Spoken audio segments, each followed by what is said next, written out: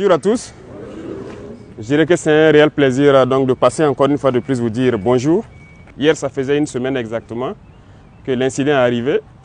Je vais passer voir là où la roquette est tombée. Mais sachez une chose, c'est ceux qui sont là pour vous protéger en fait, qui ont malheureusement fait l'incident. Parce que vous les voyez postés autour, ils vous fatiguent beaucoup sûrement ces derniers temps chaque matin. Parce qu'ils ont renforcé la sécurité depuis plusieurs mois, qui amène à beaucoup de fouilles et de désagréments. Mais c'est pour vous. C'est pour que quelqu'un ne puisse pas venir vous faire du mal ici parce que vous êtes très important, c'est un lieu stratégique. C'est dans le cadre de leur élève que, en voulant vérifier un certain nombre de choses, malheureusement, donc, quelqu'un a fait partir le coup. Et ceux-là qui étaient à côté là-bas et celui qui a actionné ont été blessés aussi. Donc ils ont été transportés à Yalgado ce jour-là. Dieu merci, ils ont quitté Yalgado. Avec quelques séquelles bien sûr, parce que la roquette, ça ne pardonne pas, notamment au niveau de la main. Malheureusement, la roquette s'est dirigée dans la cour de la RTB ici. Et on peut rendre encore grâce à Dieu parce qu'il n'y a pas eu de victimes en tant que telles. Il y a eu 2 blessés pris en charge par l'infirmerie de la présidence. Immédiatement, l'aide de camp après le conseil a pu venir aussi constater les dégâts et me rendre compte donc de la situation des blessés qui était stable. Et j'espère qu'ils vont encore mieux. En tant que civil, c'est normal. Le traumatisme, vous n'avez jamais entendu une roquette détonner à côté, encore que vous soyez comme une cible, ça se comprend. On a mis en place une équipe de psychologues pour essayer de prendre en charge notamment ces 2 blessés-là et tout le personnel. Ce n'est pas fait à dessein contre vous. Voilà, c'est juste un incident, ça arrive. Dans le maniement des larmes, ça arrive toujours. Voilà pourquoi ce qu'on appelle dans l'ISTC chez nous, il y a des règles. Voilà. Malheureusement, des incidents peuvent arriver, ça arrive toujours. Et souvent même c'est malheureux. Donc là, on peut rendre grâce à Dieu qu'il n'y a pas eu vraiment de mort. Et tous les blessés sont en train de recouvrer la santé. On dit Dieu merci. Personne ne veut se faire surprendre. Donc quand une relève arrive là, chacun veut vérifier que ces instruments de travail là marchent très bien. C'est normal, c'est logique. Voilà. Mais nous sommes en ville et ces incidents ne doivent pas arriver en ville. Donc ne soyez pas plus apeurés que ça. Et j'espère que la tension est en train de baisser. On a duré avant de venir vous voir parce que, avec juste raison, on pourrait vous expliquer le pourquoi. Sinon, dès le lendemain, on pourrait venir vous voir. Mais on a fait sciemment et je pense que vous comprendrez. Voilà, vous aurez l'occasion de poser vos questions éventuellement et qu'on pourrait répondre. On va causer à bâton rompu pour vous déstresser un peu parce que depuis là, je vois qu'il y a tellement d'informations qui fusent de partout. Et vous-même, vous posez des questions aussi. Excellence, bonjour et soyez les bienvenus. Je vous en prie. Justement, par rapport à l'incident qui s'est déroulé mercredi dernier, en tout cas, il n'en fallait pas plus pour alimenter les réseaux sociaux et même certains médias qui parlent de mutinerie des hommes et de votre probable fuite vers une destination inconnue. Que s'est passé exactement? Peut-être qu'ils allaient dire même que le directeur de la télé a été enlevé aussi. Bon, il n'en est rien. Hein. Voilà. Et souvent, on a l'habitude de dire un certain nombre de termes, les gens disent de ne pas le dire. Mais la réalité est là, en fait. Voilà, il y a des apatrides, il y a des ennemis de la nation. Et il y a un discours de Sankara que je vois que vous avez fait passer la dernière fois que je suivais. C'est d'actualité, c'est comme si nous sommes aujourd'hui et qu'il est en train de parler, en fait. Voilà, c'est ça la réalité. Il n'en est absolument rien. Nous sommes là et chacun devrait faire attention ce jour-là. L'incident s'est passé pendant qu'on était en conseil. Et si les gens avaient fui, est-ce qu'après le conseil, il y aurait eu un point de presse? Il y a eu point de presse, non? Mais comme ils ont l'habitude de mentir, comme ils respirent, ils essaient d'embobiner les gens. Ces individus-là, il ne faut pas les écouter. Hein. Ils veulent distraire les gens. C'est rien d'important. Nous, on ne fuit pas. Jamais. Nous sommes soldats et ça, c'est la dernière des choses qui vient en tête. On ne recule pas, on n'abandonne pas. Et on ne s'agenouille devant personne, à part nos parents et Dieu. Donc ça, c'est notre mentalité comme ça. Ils ont raconté tout ce qu'ils veulent et on les regardait. Justement à cause de ça qu'on n'est pas venu très tôt. Il fallait les laisser alimenter leurs mensonges. Et c'est ce que je disais, peut-être qu'ils allaient venir dire que le directeur a été kidnappé Et sa femme même qui croyait peut-être à leur ineptie, allait regarder que mais là je vois maintenant qu'ils mentent. Ils ont la haine en eux. Ils sont constipés intellectuellement. Et c'est ça qui fait qu'ils sont obligés de mentir. Parce que sûrement qu'ils ont pris, ils ont un pacte avec les impérialistes. Et ils sont obligés de travailler pour les faire croire. C'est des escrocs en fait. Sinon nous on est là, on continue de travailler, on est avec vous chaque matin, on passe. Voilà. Mais on ne voulait pas venir pour les laisser continuer jusqu'à aller se noyer eux-mêmes. Et je pense qu'ils se sont bien noyés maintenant. Toute l'Afrique a compris que ce sont des apatrides, ce sont des ennemis de la nation. Voilà, sinon il n'en est absolument rien. Nous sommes là, on travaille. Monsieur le Président, quelle est l'appréciation que vous faites du traitement de cet incident par les médias, notamment les médias occidentaux? Les médias occidentaux, ce n'est pas nouveau. Et ça tombe bien, vous êtes des journalistes, vous travaillez dans l'information. Vous voyez ce qu'on appelle les médias mensonges? Je pense que beaucoup ont compris maintenant. La plupart sont des médias menteurs. Ils ont passé le temps à mentir, à manipuler. Et aujourd'hui, quand je les regarde dans leurs reportages et tout ce qu'ils racontent, c'est honteux. Et c'est très bien. Ils sont arrivés même à prouver à toute l'Afrique, à tout le monde entier, qu'ils sont des menteurs. Et c'est bien. Je pense que la jeunesse africaine doit avoir compris, la jeunesse burkinabé doit avoir compris. C'est désabonner de ces gens-là, ne plus les écouter, parce qu'ils nous ont tous manipulés pendant longtemps. Voilà, vous avez plusieurs exemples chez vous. On prend la Côte d'Ivoire, qui n'a pas détesté Gbagbo? En tout cas, nous, notre génération, tellement ils ont menti sur lui, ils ont raconté du n'importe quoi. Ils mettent la pression par l'information. Vous finissez par détester la personne. Ils font un modèle de la personne pour vous imposer ça dans l'esprit. Vous finissez par détester la personne. On l'amène à la CPI. Après, on lui dit qu'il n'y a rien, il est coupable de rien. C'est sérieux ça? Kadhafi, on a laissé Kadhafi mourir. Voici les conséquences ici. Dictateur, il a fait ci, il a fait ça par leurs organismes. Ils mentent. RFI, quoi, je ne sais quoi, France 24, Le Monde, Jeune Afrique. Ils sont obligés de faire le travail qu'on les demande. Voilà, ils ne sont pas libres en fait. Il y a beaucoup de médias là, ils ne vivent pas de la publicité ou je ne sais quoi. C'est faux, c'est des gens qui payent. Et vous donnez l'information comme ils veulent. Voilà, même malheureusement ici, il y en a, au Burkina, il y en a plein. Voilà, quand on le dit souvent, les gens disent qu'on attaque les journalistes, mais il y en a. Je pense qu'il faut faire le choix entre gagner son pain, mais aussi aimer sa patrie en fait. C'est vrai, eux, ils se battent pour leur patrie. Tout ce qu'ils font, c'est à l'avantage de leur patrie, mais il faut se départir de ça. Et on voit des médias nationaux qui prennent pour référence ces médias-là. Souvent, on regarde certains journaux, ils citent selon tel journal, c'est des menteurs. Ils n'ont aucune information, ils n'ont rien. Leurs reporters, c'est des menteurs. Parce que lorsqu'ils veulent s'attaquer à un pays, ils peignent le pays comme ils veulent. Ils disent ce qu'ils veulent du pays pour amener tout le monde à détester et pouvoir faire passer ce qu'ils veulent. Mais je pense que cette fois-ci, on a compris, nous sommes en 2024. Et bien, c'est un jeu d'échecs. Allons-y, on verra bien ce que ça va donner. Donc il faut vous départir de ces médias-là. Bonjour, Excellence. En lien toujours avec l'incident de tir, certaines sources auraient indiqué qu'il y ait eu des mouvements d'avions, d'hélicoptères à Ouagadougou et à Dori. Qu'est-ce qui a expliqué ces mouvements d'hélicoptères, d'avions observés? On a dit que nous on a fui en hélicoptère pour aller à Dori. Et quand vous voyez des grandes personnes mentir, ça fait pitié.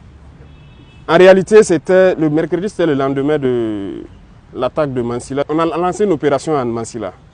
Et donc les hélicoptères envoyaient des troupes en renfort encore. C'est juste ça. Donc ils ont décollé ici, aller à Dori, aller prendre donc, des éléments donc, du 9e BIR. Il y avait des éléments de l'UGGN qu'ils ont pris ici à Ouagadougou, aller pour l'opération au niveau de Mansilla. Donc on a aussi appris ça comme ça. C'est vrai. Vous voyez, ils ont une tactique. Comme je dis, le peu de neurones qui les restent là, ils exploitent ça pour faire quelque chose de vraisemblable. Ils prennent toujours une information vraie. Et autour, maintenant, ils construisent leurs gros mensonges. Si vous n'êtes pas vigilant, vous allez croire que c'est vrai. Les hélicoptères ont réellement survolé. C'est vrai. Ça, c'est un fait. Tout le monde a observé. Alors, mais ils ont survolé pourquoi? C'est là la question. Donc, ils construisent le gros mensonge autour de ça. Tout le monde a vu les hélicoptères survoler, mais ils utilisent ça pour dire que, voilà, on a fui. Non, c'est faux. C'est la même tactique qu'ils ont employée quand les hélicoptères, les Ilyushin ont atterri à Ouagadougou. Il y a eu 6 vols d'Ilyushin à Ouagadougou. C'est vrai, les Ilyushin ont atterri. Mais ils prennent ça, et quand je les regarde, ils mentent tellement comme ils respirent. ils construisent quelque chose de gros autour, que c'est des Wagner et des militaires maliens qui sont venus. Bon, moi, je ne dirais pas militaires maliens, c'est des militaires de l'AES. Donc, ils sont militaires maliens, nigériens, sont libres de venir au Burkina quand ils veulent, comme ils veulent. Mais c'est faux. C'est archi faux. Les Russes sont déjà ici. Ils travaillent ensemble, ils sont là. Pourquoi encore on va faire venir? Oh ben ceux-là, ils n'ont pas pu nous aider à faire ce qu'on veut. Ça ne veut rien dire. Secondo, je peux vous rassurer, ces avions, par exemple, qui ont atterri, les hélicos, je vous ai expliqué, les avions, c'est du matériel des Nations Unies. Après la fin de la mission, les munitions sont restées à Gao, à Bamako, un peu partout. C'est le bateau Tombouctou qui avait commencé à prendre nos munitions d'ailleurs pour évacuer vers Bamako. Ils ont détruit ce bateau-là. Donc on a trouvé d'autres moyens d'envoyer ça là-bas. Et là, c'est des munitions qu'on a ramassées venir. Et il y a des munitions même d'autres pays qu'on va détruire ici.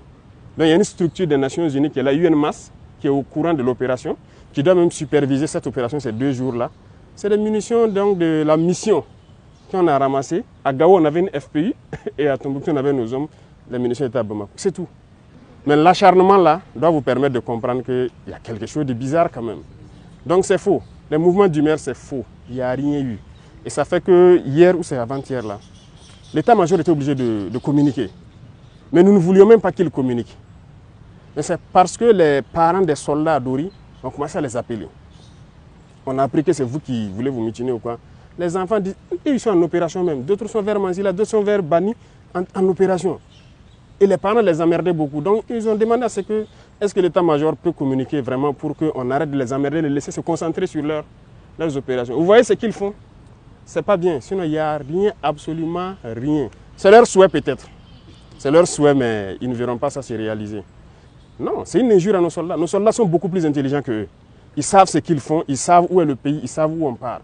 Excellence, dans certains milieux, on a même parlé de vacances du pouvoir et qu'au sein de l'armée, il y aurait des tractations pour désigner votre successeur. Est-ce que vous avez été tenu au courant de ces dites tractations?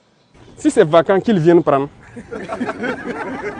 Puisqu'ils ont dit qu'on a fui aller au Niger, non. Ils n'ont qu'à venir prendre. Ils s'asseyent là-bas pour faire quoi? Ils n'ont qu'à venir eux-mêmes venir prendre. Ils n'ont rien compris en fait. Mais comprenez-les, s'ils ont été payés et qu'ils n'ont pas atteint leur objectif, ils sont obligés de mentir pour justifier ce qu'ils font. Et ce n'est pas eux seuls. Vous voyez les Djibril Bassolé et autres là, ils se baladent à travers le monde, ils mentent, ils composent avec les terroristes pour tuer des Burkinabés, croyant qu'ils peuvent faire changer des choses. C'est révolu ça. Les gens ont compris. Donc il faut leur dire peut-être si c'est vacant, ils n'ont qu'à venir. Ils viennent prendre. Ces gens n'ont rien, ils n'ont pas d'enfants, ils n'ont rien dans l'armée. Et c'est vous qui vous asseyez là-bas pour essayer de manipuler les enfants d'autrui, espérant faire ce que vous voulez. Est-ce qu'ils sont intelligents? Ça, c'est une insulte. C'est une insulte même au peuple burkinabé de prendre les gens pour des enfants, raconter des balivernes et croire que les gens vont avaler ça. Non, les gens sont intelligents. Nous sommes en 2024. Voilà, c'est plus les années où les gens peuvent voir des informations comme ça et puis bondir dessus et tout. Mais retenez qu'ils ont plusieurs objectifs. C'est le chaos, c'est déstabiliser le Burkina parce que notre ligne de conduite ne les plaît pas. Et ça nous réconforte. Ça nous réconforte, ça fait que nous, on veut aller vers notre objectif qu'on s'est assigné. Donc n'ayez pas de crainte à cela en fait. Beaucoup d'informations sont sorties, comme vous l'avez dit. Quel est votre message à l'endroit des Burkinabés de l'intérieur et surtout de la diaspora qui se posent beaucoup de questions sur la marche de la transition? Les gens vont comprendre. Nous voilà ici. Peut-être qu'ils vont dire que c'est du fake aussi. Venez me serrer la main, peut-être qu'ils vont croire que... Voilà, ça au moins c'est pas du fake. Voilà. C'est eux qui ont toute la technologie. Nous, on n'a pas encore à ce niveau-là. Voilà, donc nous, on est libre dans notre pays et il ne faut pas que les gens vont s'inquiéter. Je disais qu'ils ont beaucoup d'objectifs.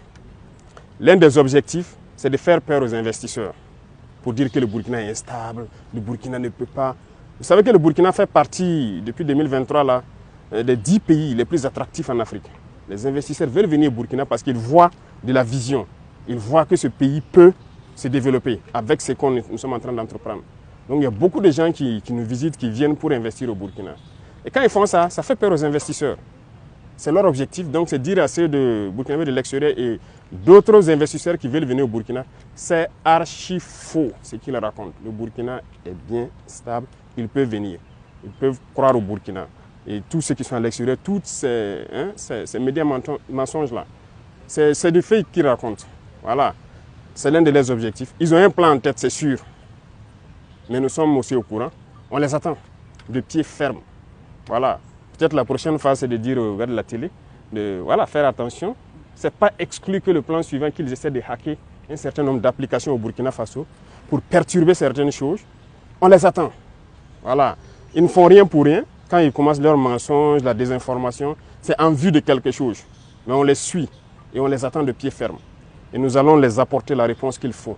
Et ceux aussi qui sont à l'intérieur, qui continuent de manipuler avec eux, ils vont nous comprendre. Maintenant, c'est fini. Nous avons laissé le temps écouler pour qu'ils déversent tous leurs mensonges.